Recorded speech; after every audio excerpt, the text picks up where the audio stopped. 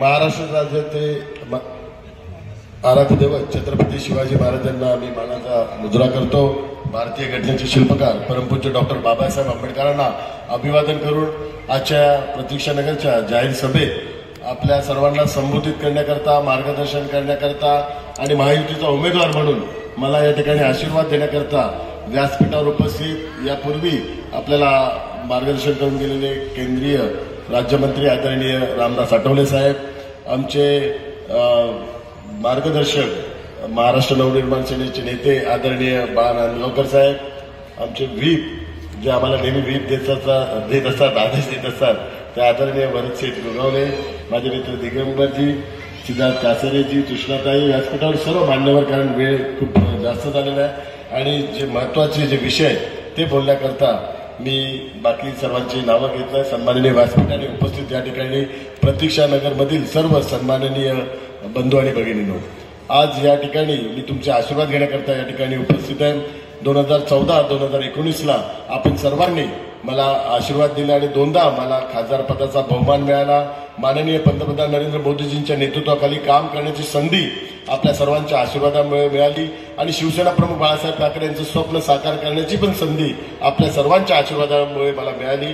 आपल्या सर्वांना माहिती आहे की दक्षिण मध्य लोकसभा मतदारसंघ हा शिवसेनेच्या दृष्टिकोनातून अत्यंत भावनिक आणि एक प्रतिष्ठेचा मतदारसंघ आहे। ज्या मतदारसंघामध्ये शिवसेना भवन आहे, ज्या मतदारसंघामध्ये शिवसेना प्रमुखांचं स्मृतीस्थळ आहे, भारतीय घटनेचे शिल्पकार पूज्य डॉक्टर बाबासाहेब आंबेडकरांची चैत्यभूमी त्या ठिकाणी आहे, स्वातंत्र्यवीर सावरकरांचं स्मारक त्या ठिकाणी आहे। त्यामुळे हा एक प्रतिष्ठेचा आणि एक भावनिक मतदारसंघ आहे आणि त्या मतदारसंघाचं प्रतिनिधित्व करण्याची संधी आपल्या सर्वांनी मला दोनदा दिली आणि आम्ही ज्यावेळी शिवसेना प्रमुखांचे विचार पुढे नेण्याचा जो संकल्प माननीय मुख्यमंत्री एकनाथ शिंदे साहेबांनी केलेला आहे, त्या संकल्पाला त्यांनी साथ दिली आणि तो संकल्प आणि त्यांचं स्वप्न पूर्ण करण्याचा संकल्प त्यांनी हाती घेतलेला आहे आणि खऱ्या अर्थाने तो संकल्प जर पूर्ण कोण करत असेल आणि त्यांचे जर विचार जर पूर्ण पुढे न्यायचं कोण काम करत असेल तर ते देशाचे यशस्वी पंतप्रधान आदरणीय नरेंद्र मोदीजी हे शिवसेना प्रमुखांचे विचार पुढे घेऊन जात आहेत। त्यांचं स्वप्न यापूर्वी अयोध्येत भव्य राम मंदिर निर्माण करून त्यांनी पूर्ण केलेलं आहे।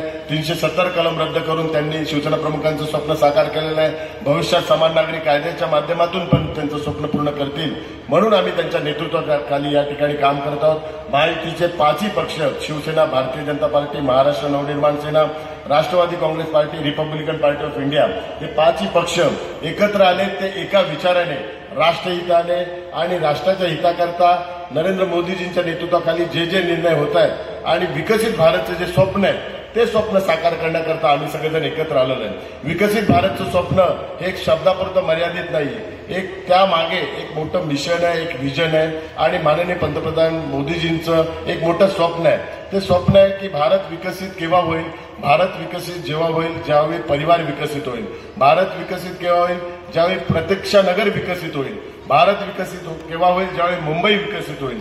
तर ते कसं होईल त्याकरता काही धोरणात्मक निर्णय घ्यावे लागतील, त्याकरता काहीतरी कायदे करावे लागतील, केंद्र सरकारच्या माध्यमातून कायदे केले जातील, राज्य सरकारच्या माध्यमातून कायदे केले जातील आणि त्या कायद्याच्या माध्यमातून परिवाराला विकसित करण्यात येईल आणि या प्रतीक्षानगरला पण विकसित करण्यात येईल। प्रतीक्षानगरचा हा पूर्ण मतदारसंघ हा नेहमीच शिवसेना प्रमुखांच्या विचारांचा सन्मान करणारा मतदारसंघ आहे आणि नेहमीच आपण शिवसेनेच्या पाठीशी उभे राहिलेले आहे। या मतदारसंघाने शिवसेनेला नगरसेवक दिले, या मतदारसंघाने महायुतीचा आमदार या मतदारसंघाने निवडून दिलेला आहे आणि याच मतदारसंघाने दोनदा मला खासदार पदाचा बहुमान या ठिकाणी दिलेला आहे। त्यामुळे गेल्या 10 वर्षात मी कित्येक कामं या मतदारसंघातली केलेली आहेत। आज कमी वेळ असल्या कारणामुळे त्या कामाचा कार्य मी आपल्या घराघरात दिलेला आहे। परंतु या दक्षिण मध्य लोकसभा मतदारसंघातला महत्वाचा विषय म्हणजे रिडेव्हलपमेंट। या दक्षिण मध्य लोकसभा मतदारसंघात मराठी बाहुल्य असलेल्या एरियामध्ये गेले कित्येक वर्ष पुनर्वसनाचे प्रकल्प रखडल्यामुळे मराठी माणसांमध्ये एक नैराश्य आणि एक त्यांच्यामध्ये एक चिंता व्यक्त होत होती। त्याकरता वेळोवेळी केंद्र सरकार असेल, राज्य सरकारची पाठपुरावा करून हे पुनर्वसनाचे प्रकल्प मार्गी लावण्याच्या दृष्टिकोनातून मी नेहमीच प्रयत्न केला आणि त्याच्यात यशही प्राप्त झालं। त्याची उदाहरणं म्हणजे बीडीडी चाळ रिडेव्हलपमेंट। बीडीडी चाळमध्ये पण गेले कित्येक वर्ष 100 वर्ष मराठी माणसं त्या ठिकाणी राहतात। गेले कित्येक वर्ष तो प्रकल्प रखडलेला होता। तो प्रकल्प आता मार्गी लागला, त्या ठिकाणी कामं चालू केले, बिल्डिंगचं काम चालू आहे। धारावी रिडेव्हलपमेंट, तोही प्रश्न 20 वर्ष रखडला होता. माझा जन्म धारावीचा, त्यामुळे जन्मताच मला ती जबाबदारी धारावीची विकासाची आणि पुनर्वसनाची लाभलेली आहे. धारावीचा प्रकल्प आता आपण मार्गी लावलेला आहे. त्या ठिकाणी पण सर्वेचं काम चालू आहे. सायनकोड्यातील पंजाबी कॉलनीचं जे रिडेव्हलपमेंट आहे तो पण रखडला होता, तो पण आता म्हाडाच्या माध्यमातून करतोय. चेंबूरचं बॅरेक्स असेल, चेंबूरचं MS बिल्डिंग असेल, SRAचे कित्येक प्रकल्प जे रखडलेले आहेत ते आपण मार्गी लावले आहेत. म्हाडाच्या 388 वसाहतींचा पुनर्वसनाचा प्रकल्प मार्गी लावला, त्याचा GR आपण काढलेला आहे. मोडकळी झालेल्या इमारती ज्या पगडी सिस्टीमच्या आहेत, ज्या मालकाने भाडेकरूमुळे त्याचा पुनर्वसन रखडलेला तो पण मार्ग काढलेला आहे. राष्ट्रपतीचा एक वटहुकूमच्या माध्यमातून भाडेकरूंना न्याय त्यांना द्यायचं आणि 51% भाडेकरूंना रिडेव्हलपमेंटचा पूर्ण अधिकार द्यायचा कायदाच आपण आणला आणि केंद्र सरकारने त्याची घोषणा केली. आता झाला प्रतीक्षानगर मधला महत्वाचा विषय म्हणजे डीपीच्या बाबतीत आणि जे 180 स्क्वेअर फीटची जे आपले घर आहेत आणि 225 स्क्वेअर फीटची जी घर आहे, साधारण 180 वाले 1 ते 67 बिल्डिंग आहेत आणि 225 स्क्वेअर फीटच्या 20 इमारती आहेत. आपल्या सर्वांना माहिती आहे की गेल्या 10 वर्षात मी विविध पार्लमेंट कमिटींना रिप्रेझेंट केलं. त्यातलं महत्वाची कमी होती urban development committee. Urban development कमिटीने एक कायद्या आणि लोकांच्या ज्या इमारती आहेत त्या संदर्भात नियम कायदे बनवले.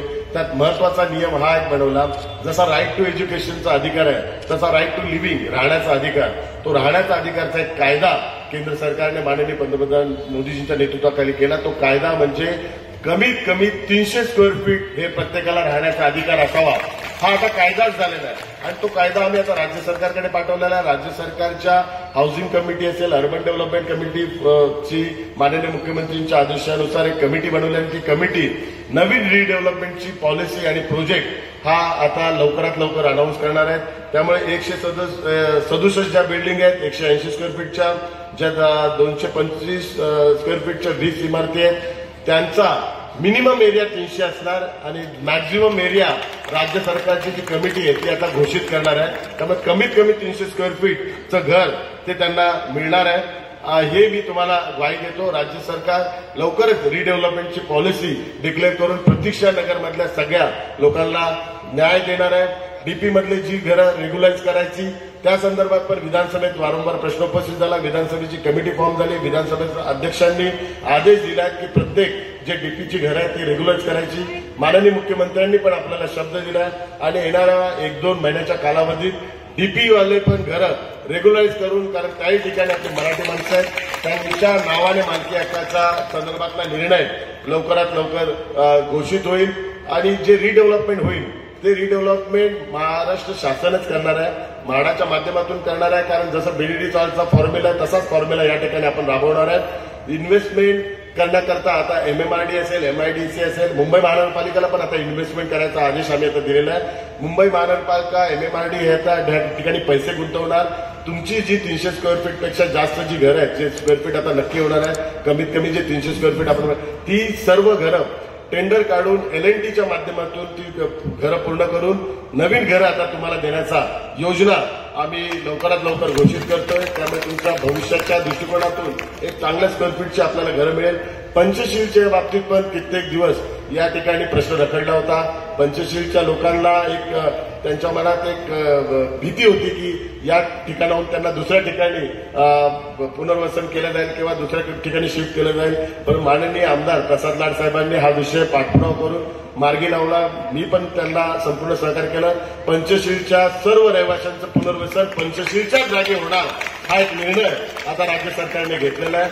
त्यामुळे गृहनिर्माण धोरण आणि रिडेव्हलपमेंट धोरण हे अत्यंत या संपूर्ण आपल्या मतदारसंघाचं महत्वाचं आहे. प्रतीक्षानगरच्या इतर ज्या इमारती आहेत त्या सर्व इमारतींवर रूफटॉप सोलर प्लॅन आम्ही लावून देणार आहे. फ्री ऑफ कॉस्टमध्ये केंद्र सरकारच्या योजनेच्या माध्यमातून त्या रूफटॉप सोलरमुळे सर्व BST सोलरची वीज विकत घेईल आणि BSTच्या माध्यमातून जे तुम्हाला इलेक्ट्रिसिटीचं बिल येईल ते झिरो बिल करण्याचा योजना माननीय पंतप्रधानांनी जी घोषणा केली ती योजना संपूर्ण प्रतीक्षानगरमध्ये आम्ही राबवणार आहे. जेणेकरून तुमचा मेंटेनन्सचा खर्च कमी होईल. जे 500 स्क्वेअर फीटची घरं आहेत त्यांना तर प्रॉपर्टी टॅक्स लागत नाहीये. पाण्याच्या बाबतीत पण एक आमचा विचार चालू आहे.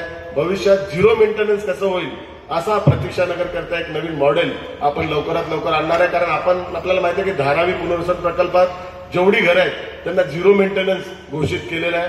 त्या ठिकाणी झिरो मेंटेनन्स कोणाला भरायला लागणार नाही. तर मी माननीय मुख्यमंत्री साहेबांना हीच विनंती केली, जर धारावीला एक न्याय देत असेल तर आपल्या जे मराठी माणसांच्या आपल्या सगळ्या वसाहती आहेत, भाडाच्या वसाहती, त्याही ठिकाणी झिरो मेंटेनन्स असावं. तर माननीय मुख्यमंत्री साहेबांनी त्याही संदर्भात स्टडी करण्याचा आदेश दिलेला आहे. तर आपल्या सर्वांचं या सर्व योजना राबवण्याकरता आशीर्वाद सहकार्य असावं. कारण ही या निवडणुकीत माझ्या दृष्टिकोनातून एक विषय अत्यंत महत्वाचा व्यासपीठावर उपस्थित सर्व नेत्यांना, कारण करोनानंतर ही पहिलीच निवडणूक होते. 2.5 वर्ष लोक करोनाच्या काळात होते. करोनाच्या काळात कित्येक जणांचे आप्तसक्रिय, कोणाचे आई वडील, कोणाचा भाऊ याचं निधन झालं. कित्येक जणांचे दुकानं गेली, घरं गेली, कोणाचा आर्थिक व्यवसाय गेला, काही जणांच्या नोकऱ्या गेल्या. हा विषय खूप अत्यंत गंभीर आणि महत्वाचा आहे. एक वेगळ्या मानवी स्थितीतून आपला मतदार बाहेर निघालेला आहे. दुर्दैवाने कोणी त्या मतदाराच्या त्या मनस्थितीबद्दल भाष्य करत नाही. एकमेकांवर आरोप, अर्वाच्य भाषा, घाणघाण आरोप, हेच सगळं चाललंय. मूळ मुद्द्याकडे कोणीच लक्ष घालत नाही. उमेदवार म्हणून मी पहिल्या दिवसापासून मूळ मुद्द्याकडेच लक्ष केंद्रित केलंय आणि मूळ मुद्द्यांवरच मी बोलत आहे. मला या घाणेरड्या राजकारणात पडायचं नाही. मला मतदार जो करोनामधून बाहेर आलेला आहे, ज्या स्थितीतून त्याचे आई वडील, माझे पण आई वडील वारले गेल्या 2 वर्षात, तशीच परिस्थिती प्रत्येक नागरिकाची आहे. त्याचे पण नातेवाईक कोणी वारले, तर तो आता त्या मेंटल स्थितीतून बाहेर येतोय, तो त्या फिजिकल स्थितीतून बाहेर येतोय आणि तो त्या आर्थिक स्थितीतून पण बाहेर येतो. ज्याचा व्यवसाय गेला, ज्याची नोकरी गेले, तो कुठेतरी आता स्टेबल होतोय. तर त्याला त्या आर्थिक स्थितीत आपली गरज आहे, त्याला त्या मेंटल स्थितीत आपली गरज आहे. त्याचा आता आई वडील, नातेवाईक नाही तर आपण त्याचे आई वडील, आपण त्याचे नातेवाईक. त्याला आर्थिक स्थिती नाही तर आपण त्याची आर्थिक स्थिती म्हणून आलो. मी उमेदवार म्हणून हेच तुम्हाला वचन देतोय, करोनातून तुम्ही ज्या स्थितीतून बाहेर आलेला आहे त्या स्थितीतून मी तुमच्या पाठीशी उभे राहीन. रिडेव्हलपमेंट असेल, आर्थिक स्थिती असेल, मेंटल स्थिती असेल, यातून तुम्हाला मी बाहेर काढेल हा शब्द मी तुम्हाला देतो. आणि शिवसेना प्रमुखांचं स्वप्न साकार करण्याचा आशीर्वाद आपण मला द्यावं ही आपल्या सर्वांना विनंती करतो. मी नेहमी परमपूज्य डॉक्टर बाबासाहेब आंबेडकर, शिवसेना प्रमुख बाळासाहेब ठाकरे यांच्या विचारांचा आदर्श देऊनच काम केलेलं आहे. म्हणून या मतदारसंघात आपण माझ्या पाठीशी उभे राहिला, तसं भविष्यातही उभं राहा. धन्यवाद. जय हिंद, जय महाराष्ट्र, जय भीम. महायुतीच्या पदाधिकाऱ्यांना, मान्यवर नेत्यांचं स्वागत करायचं आहे. मी सर्व आमचे स्थानिक महायुतीचे पदाधिकारी, कांबळे साहेब, पगारे साहेब, दत्ता शिरसाट, आरती निजामकर, दशरथ पवार, सगळ्याच पदाधिकाऱ्यांना विनंती करतोय की आपण आपल्या मान्यवर नेत्यांचं स्वागत करायचं आहे. संतोष गुप्ताजी, आमच्या मंडळाचे अध्यक्ष संतोष गुप्ताजी, आरती निजामकर, निकिता पवारजी, स्नेहल सुर्वे,